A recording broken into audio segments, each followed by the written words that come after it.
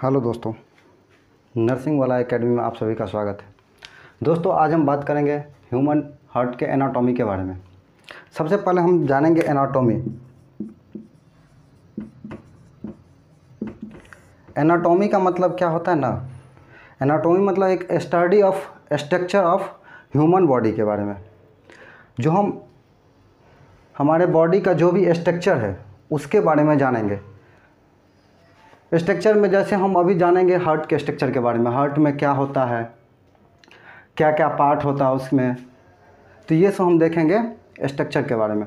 सबसे पहले हम छोटा सा देखेंगे कि हार्ट का शेप क्या होता है, हार्ट का वेट कितना होता है, हार्ट कहाँ लोकेटेड होता है, ये हम देखेंगे।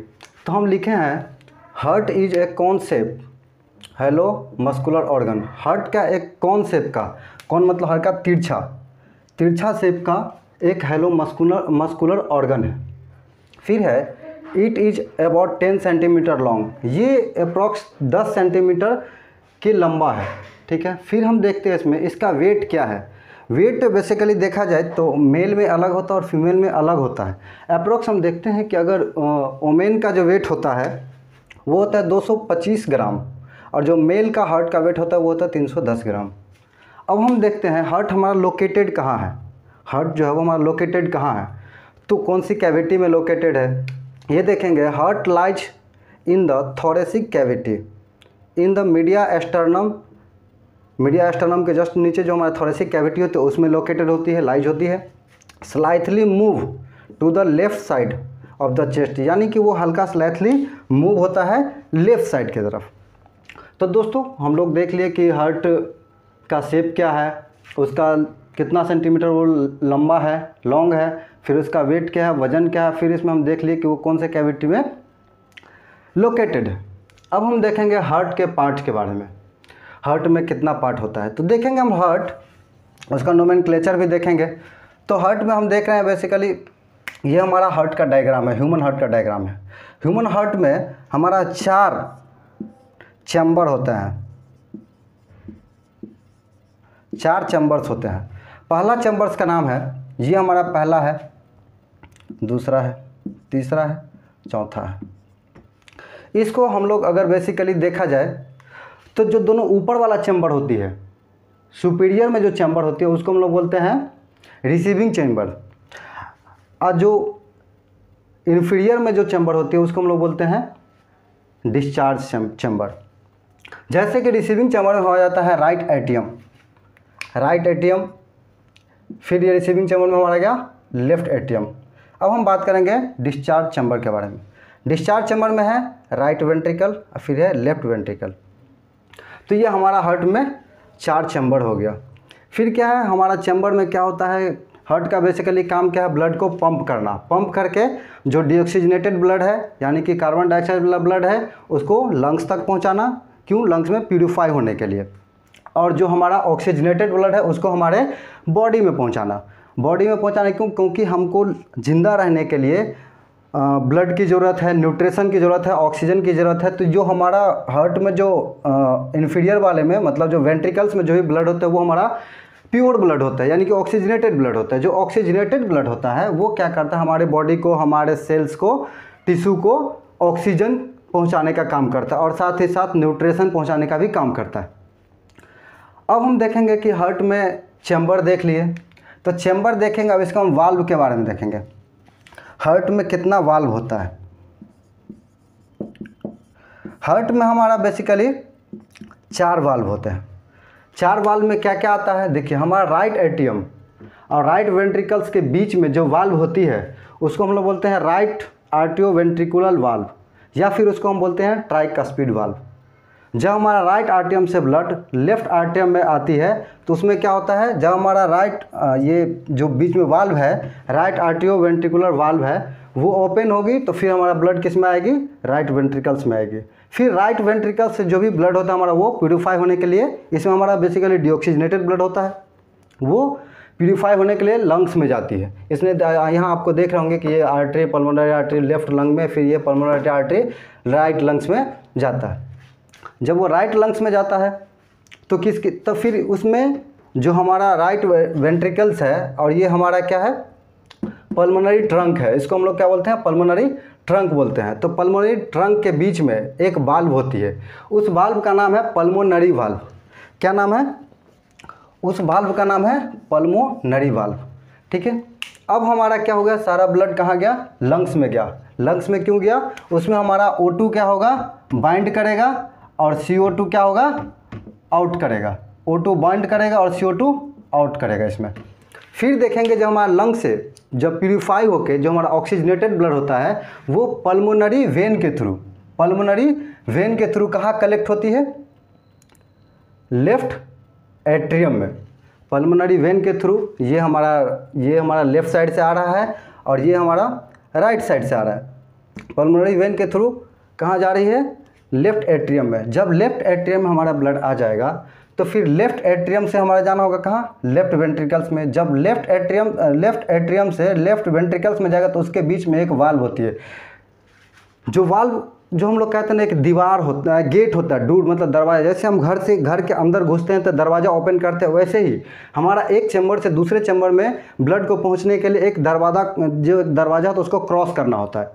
तो वही हम दरवाज़ा का जो वाल्व होता है उसको हम दरवाज़ा के रूप में जानेंगे।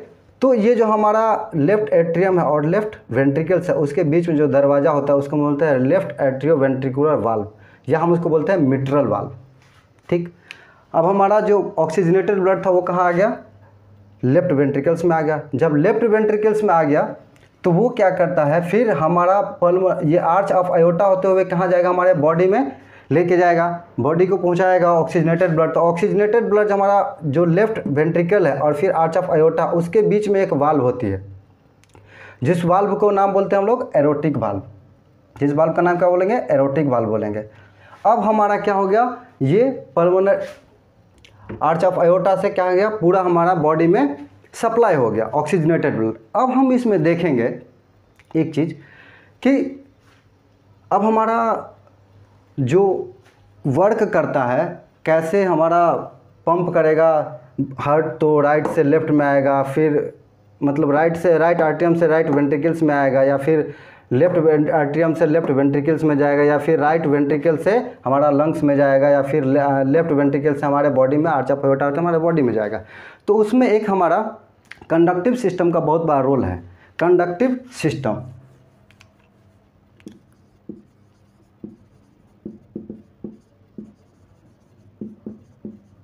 कंडक्टिव सिस्टम का बहुत बड़ा रोल है।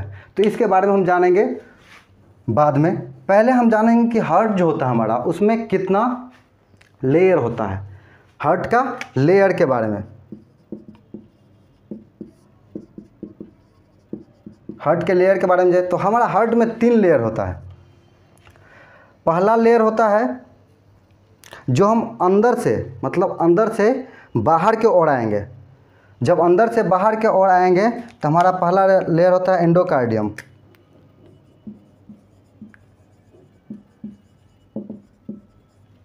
दूसरा लेयर होता है मायोकार्डियम। जो हमारा तीसरा लेयर होता है वो हमारा होता है पेरिकार्डियम।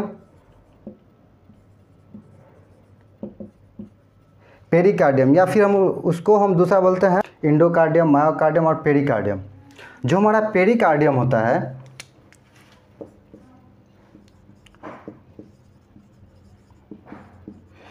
इसको प्रोटेक्ट करता है 2 लेयर। पहला हो गया फाइब्रस लेयर,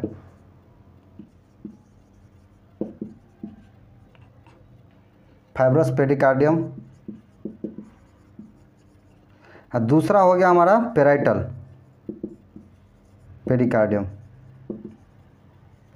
ये जो दोनों लेयर है ये हमारा क्या करता है, पेरिकार्डियम लेयर को प्रोटेक्शन प्रोवाइड करता है। और जो हमारा पेरिकार्डियम है वो क्या करता है, हमारा मायोकार्डियम को प्रोटेक्शन यानी कि हमारा हार्ट को प्रोटेक्शन देता है। ये हमारा आउटर लेयर है। जो हमारा मिडिल लेयर है वो एक बंडल्स के आकार में बीच में होता है, कहाँ पे, मायोकार्डियम में। अब हम देखेंगे जो हम बात कर रहे थे कुछ देर पहले कंडक्टिव सिस्टम के बारे में। किसके बारे में, conductive system.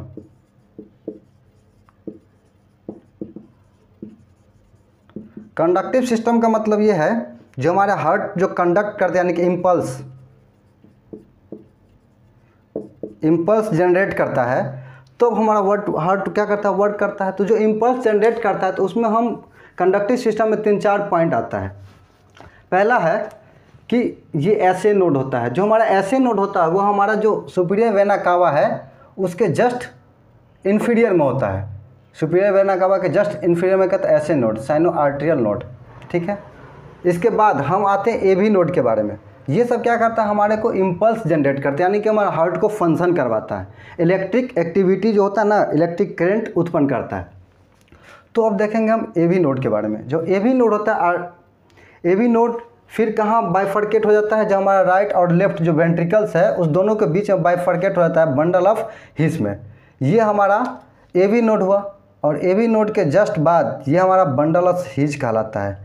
Bundle of his के जस्ट बाद हमारा ये जो एरिया है ये हमारा है पुरकुंजस फाइबर। पुरकुंजस फाइबर एरिया हम इसको बोलते हैं, पुरकुंजस फाइबर। अब देखते हैं हम कि ये कैसे कंडक्टिव सिस्टम कैसे वर्क करता है। हमारा ऐसे नोड है, यहाँ से हमारा इम्पल्स जनरेट होगा और मायोकार्डियम जो लेयर बताया, मायोकार्डियम लेयर से होते हुए वो हमारा राइट आर्टरियम से सीधा हमारा इम्पल्स जाएगा कहाँ पे, लेफ्ट आर्टरियम। यानी कि पहले वो आर्टरियम को इम्पल्स भेजेगा, इलेक्ट्रिक करंट भेजेगा, ठीक है।